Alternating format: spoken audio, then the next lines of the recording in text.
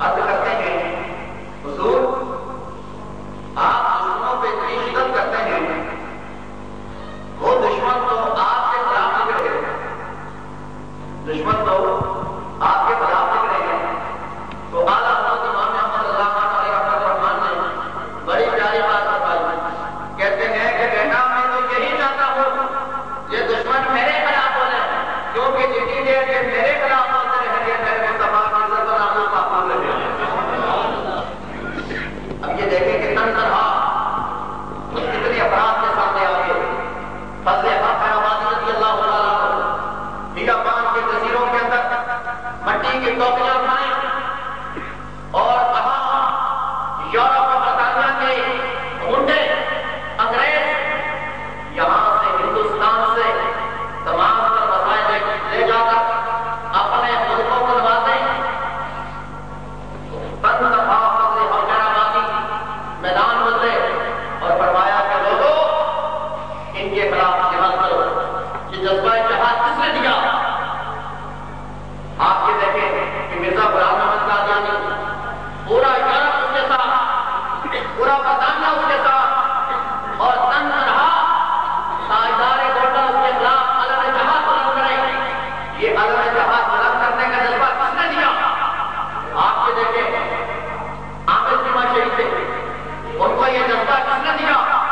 فضل حق خیرآبادی کے بعد مجدد ثانی کو دیکھیں، یہ اکبر بادشاہ دین الہی کے نام سے ایک نیا دین بنانا چاہتا تھا اور کئی دنیا دار لوگ اس کے ساتھ مل گئے، لیکن تن تنہا مجدد ثانی اپنے چند مریدوں کے ساتھ آئے اس کے مقابلے میں۔ یہ مقابلے کا جذبہ کس نے دیا؟ ارے جب محمد رشید نے یہ دعویٰ کیا تھا کہ قرآن اللہ کی مخلوق ہے، اس کے خلاف امام احمد بن حنبل نے جب اپنا علم جہاد بلند کیا تو علم جہاد بلند کرنے کا جذبہ کس نے دیا؟ ارے جس وقت امام اعظم ابو حنیفہ کو قاضی القضات کا عہدہ دینے لگا خلیفہ منصور، تو آپ نے منع کیا، یہ منع کرنے کا جذبہ کس نے دیا؟ ارے میرے دوستو، تاجدار گولڈا کو انگریز کے خلاف، انگریز کے پٹھو کے خلاف میدان میں آنے کا جس نے جذبہ دیا، جس نے نظریہ دیا، جس نے فلسفہ دیا، اس کا نام ہے جذبہ حسین۔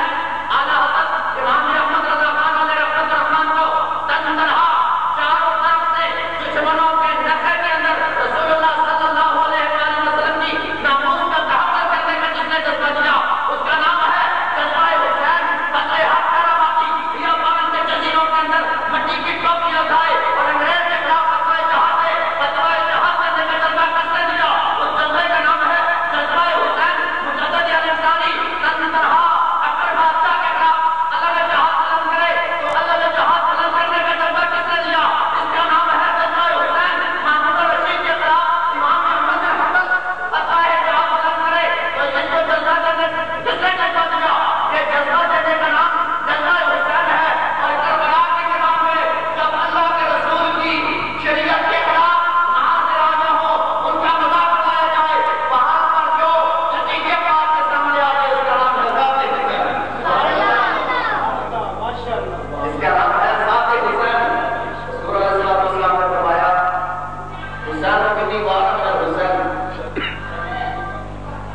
میں نیٹ کے اوپر بھی بیٹھتا ہوں تو ایک یورپی فرد نے میرے سے سوال کیا، پوچھا کہ آپ یہ کہتے ہیں حسین منی وانا من الحسین،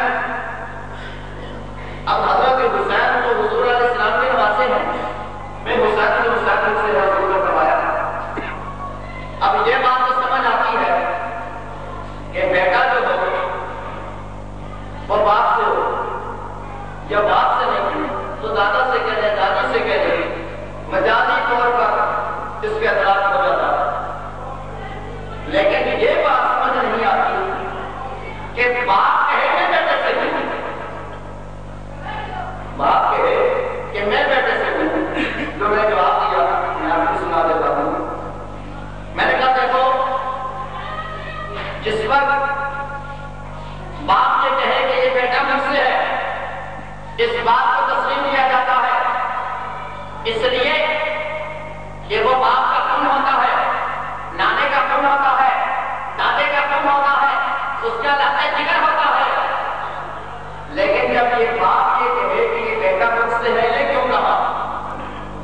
اس لیے ایک وقت آئے گا پوری انسانیت ایک لڑکے کے ہاتھ میں لرزمال ہو جائے گی. پوری انسانیت ایک لڑکے کے ہاتھ میں تباہ و برباد ہو جائے گی.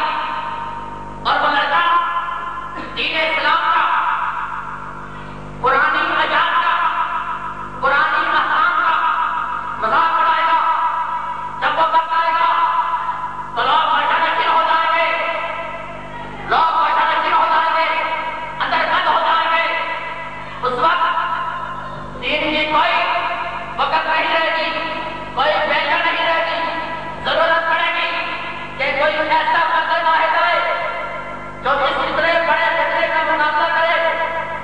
اور جب ہمیں مذہب، جب کہ دین اس کے نانا کا ہو، تو جب وہ اپنے دین کے اس نانا کے مذہب کی حفاظت کرے، جب اس کی حفاظت ہو جائے گی تو اس وقت یہ ہوگا کہ بیٹا تو مجھ سے ہے، تو نے میری حفاظت کی، میں تجھ سے ہے.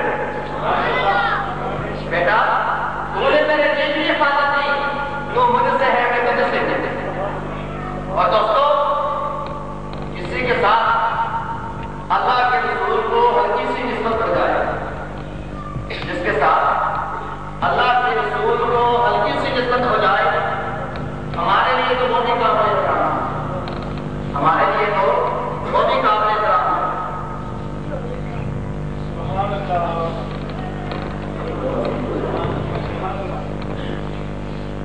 اللہ کے رسول صلی اللہ علیہ وآلہ وسلم کے ساتھ جس کو ذرا سی نسبت ہو جائے، ہمارے لیے تو وہ بھی بڑے اعلیٰ مقام کی بات ہے. یہ تو پھر حضرت امام حسین ایک شخص آیا اللہ کے رسول صلی اللہ علیہ وآلہ وسلم کی بارگاہ میں، آ کر عرض کرتا ہے کہ یا رسول اللہ، میں آپ کو ایمان لانا چاہتا ہوں. اللہ کے رسول نے فرمایا ٹھیک ہے، پھر کلمہ پڑھو. کلمہ پڑھا دیا. عرض کرتا ہے یا رسول اللہ، میں کیا کروں؟ فرمایا پہلے امتی کو علماء جو سیکھ لیا ہے لوگوں کو بچا دو، دوسروں کو بتا دے. چلے گئے اپنے خاندان میں، چلے گئے اپنی قوم والوں کے پاس، اپنی برادری والوں کے پاس. کہتے ہیں برادری والوں، قوم والوں، آؤ اللہ کو ایک مانو. برادری کے لوگوں نے کہا ہم تو بتوں کی پجاری ہیں، ہر دن کے لیے ہم نے ایک الگ بت رکھا ہوا ہے. ہم کیسے ان بتوں کو چھوڑ کے ایک اللہ کی عبادت کریں؟ کیسے ہم اللہ کو ایک مان لیں؟ اس وقت کا نام تھا عامر نے کہا کہ چلو میرے ساتھ، جو ایک کہتا ہے اس کو دکھا دیتا ہوں، تمہارا دل صاف ہو جائے گا. انہوں نے کہا نہیں، ہم نہیں چلتے. حضرت عامر آ کے اللہ کے رسول کی بات کر رہے ہیں. عرض کرتے ہیں یا رسول اللہ، میرے ماں باپ وہاں پر قربان ہو جائیں، میں کیا اپنی بستی والوں کے پاس اور وہ کہتا ہوں کہ اللہ کو ایک مانو، کہتے ہیں ہم نہیں مانتے. ہم نے کہا جو کہتا ہے اس کے پاس آ جاؤ، وہ آپ کے پاس بھی نہیں آتے. ایسا کرو مجھے کوئی نشانی عطا کرو، ایسا کرو کہ مجھے کوئی نشانی عطا کرو. اللہ کے رسول نے فرمایا تھا اتنی بات آئے تو حضور علیہ السلام نے اپنا یوں ہاتھ رکھا اور ماتھے پہ رکھ کے یوں ہٹا دیا. اب حضرت عامر سے فرمایا کہ چلے جاؤ اور اس کے اوپر جو اپنے سر کا امامہ ہے وہ رکھو، تاکہ یہ پیشانی تمہاری نظر نہ آئے. جب ان کے پاس جاؤ تو ان کو بلانا اور اس نشانی سے اپنا امامہ اوپر کو اٹھا دینا، جو ہوگا وہ پتہ لگ جائے گا. حضرت عامر پہنچ کے، رات کا وقت ہے، لوگ انتظار کر رہے ہیں کہ بھائی آج ہمیں ایک نئی بات کی ہے کہ کوئی ایسا بھی شخص ہے جو اللہ کی وحدانیت کا اقرار کرتا ہے. لوگوں نے لائٹیں جلائی، سب کچھ کیا ہوا. حضرت عامر کے ان کے پاس کہتے ہیں میری قوم والوں، میرے قبیلے والوں، دیکھو میں وہ جاتا ہوں. انہوں نے کہا حضرت عامر بیٹھ گئے. بیٹھنے کے بعد کہتے ہیں قبیلے والوں، دیکھو میں وہ جاتا ہوں. قبیلے والوں نے کہا تم وہی آتا. اس کے بعد چلے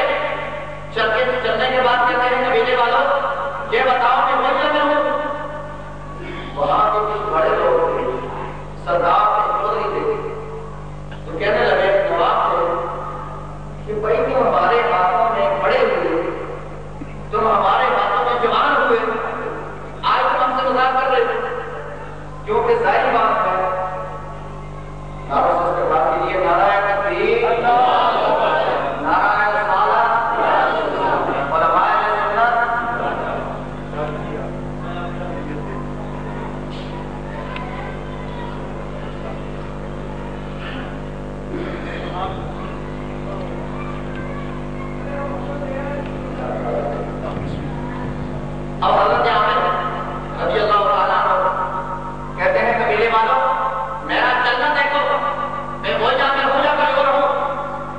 اب جو ثابت ہے نا بزرگ تھے وہ گرم ہو، جو بزرگ تھے نا وہ گرم ہو گئے کہ بھائی تیرا بچپن ہمارے سامنے، تیری جوانی ہمارے سامنے، تیرے شبرات ہمارے سامنے، تو ہمارے ساتھ تباہ کرتا ہے۔ حضرت عامر نے کہا ایسا کرو کہ ساری لائٹیں بند کر دو، یہ جو لائٹیں جلائی ہیں تو بند کر دو۔ سب نے لائٹیں بند کر دی۔ حضرت عامر نے کہا کہ لوگوں دیکھو میں اس رسول کے پاس گیا، میں نے کہا کہ لوگوں تمہیں دعوت دی کہ وہ اللہ ایک ہے، تم نہیں مانے، میں پھر اس رسول کے پاس گیا، میں نے کہا کہ یا رسول اللہ میں کہتا ہوں کہ اللہ کو ایک مانو، وہ مانتا نہیں۔ میں نے ان سے کہا کہ یا رسول اللہ میں نے کہا آپ کی بارگاہ میں آ جائیں، بارگاہ میں مانتے نہیں، آپ کی نشانی بنا دیں۔ اللہ کے رسول نے میری نشانی کے اوپر دم کیا، ہاتھ پھیرا، ہاتھ پھیرنے کے بعد فرمایا قبیلے والوں کی طرف چلے جاؤ، قبیلے والوں میں تمہاری طرف آیا ہوں، اور دیکھو اب میں اپنے مامے کو اٹھاتا ہوں کہ اگر حضرت عامر نے اپنے مامے کو یوں اٹھایا، آپ کی پیشانی سے اتنا نور نکلا، اتنی روشنی نکلی کہ چورنی کا چاند سامنے سے تھا۔ اب تو یہ خالی کے خواب کی برکت ہے۔ نعرہ تکبیر، نعرہ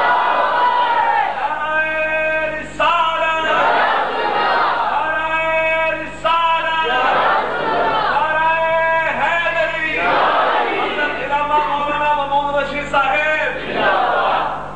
اب یہ تو ایک خواب کی برکت ہے، اب تو یہ ایک خواب کی برکت ہے، اور اس کا مقام کیا ہوگا، اس کی شان کیا ہوگی، جو فرمائے کہ حسین و منی و انا من الحسین، حسین خود سے ہے اور میں حسین سے ہوں۔